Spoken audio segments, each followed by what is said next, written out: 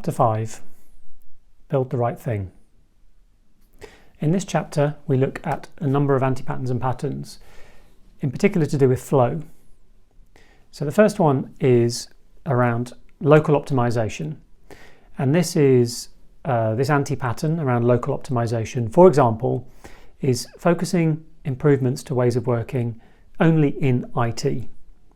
When you look at the full end-to-end flow of value in an organization, you'll have typically a quite a long fuzzy front end. There'll be ideation, there will be prioritization, there'll be some kind of multi-year strategy, there'll be annual planning, annual financing, annual portfolio management.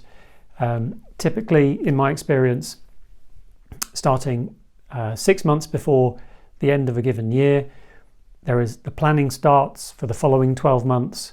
There are endless back and forth, up and down, left and right rounds of here's what we want to do next year. Just spending 6 months of the year, spending an incredible amount of effort and time trying to plan for the following 12 months with predictive planning and fixed budgets and everything else, project jigsaw, and then eventually you get into the year and what the world has moved on and the world has changed. So just focusing on ways of working within IT only very clearly is leaving all of these impediments to flow upstream firmly intact. Another example of impediments to flow upstream, or even during the course of change product development and downstream, is committees. For example, 26 governance committees end to end. One example.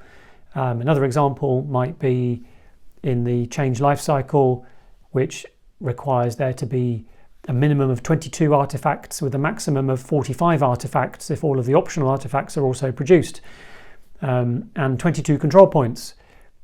For example, something like that is incredibly difficult to exhibit any form of agility. So a local optimization in IT is going to have a negligible impact on business outcomes because of upstream and potentially downstream impediments to flow. So instead, it's important to have a focus across the whole organization, and nothing should be out of scope. Wherever the impediments lie, those impediments should be able to be alleviated. The second is milestone-driven predetermined solution development in terms of build the right thing. So again, this is applying a deterministic mindset with a Gantt chart, with milestones, attempting to predict the future at the point of knowing the least. And there are organizations where success is measured by, did you achieve the milestone in the plan? Even if that plan is now of minimal value, of no value, if the world has moved on, there's no focus on the outcomes that are being achieved, there's no feedback loop, it's just, have you achieved the milestone? Quite often in this anti-pattern, what I've also observed is a RAG status, red, amber, green, and it's a mark of shame. And there is a culture of fear. If a team or a given area has a red, ragged milestone because they're not going to achieve it, that is viewed as a mark of shame, as a mark of failure. And in a culture of fear, it's not used in a healthy, constructive manner. It's typically used to then often demand that teams work harder and longer hours to try to achieve this thing in this plan, even though the world has potentially moved on and nobody is looking at the outcomes and there is no learning. So the pattern here is to apply an emergent mindset, leverage emergence. The fact that the future is unknowable, the fact that change is unique to your advantage. Think big, start small, learn fast. Have the fastest possible time to learning. Run experiments, get really fast feedback, have very high alignment, very clear view of what the mission is, what we're trying to achieve, and then have a fast feedback loop and cater to emergence, enable teams and organizations and people to pivot and have a flexible journey in order to maximize the outcome, because what was anticipated in advance might not lead to the optimal outcome. The third anti-pattern pattern pair here is Headless Chickens. And this is a common anti-pattern when teams have adopted agile ways of working but are missing the strategy alignment. So there are agile teams like self-fulfilling prophecies. The product owners are prioritizing work in a backlog. The agile teams are churning boxes off the conveyor belt on a faster cadence. But the product owners or the teams are forgetting to speak to the customer, or there's no articulation of the work the team is doing to strategy in the organization. In fact, teams could be going off on any kind of tangents, or there could be a lack of awareness as to what the teams are actually doing. So I've spoken to a number of organizations where the strategy, the head of strategy or the head of portfolio management has been unclear as to what teams are doing because of that missing link to strategy and strategic alignment. So you end up with headless chickens. Instead, teams should have a very clear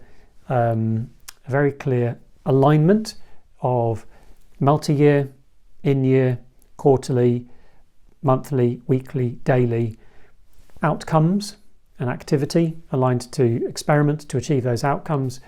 Nothing should be orphaned. There should be very clear alignment. And alignment is the right word. It's not a cascade top-down. Teams need to determine their own outcomes in order to best achieve the outcome hypothesis that's further articulated further up in terms of more strategically for the organisation. And there should be a two-way feedback loop. So there should be the learning from doing should then inform the strategy, which can then be updated and changed. Japanese companies generally are good at this, and Western companies are not so good at this, where strategy tends to come top down and tends to remain fixed and in place for some time. Instead, it should be top down and bottom up, so that the activity that's being done by the teams can inform strategy, so it can be updated on a regular basis. And then finally, another common anti-pattern here is starting. Organizations, without exception, run too much work in parallel.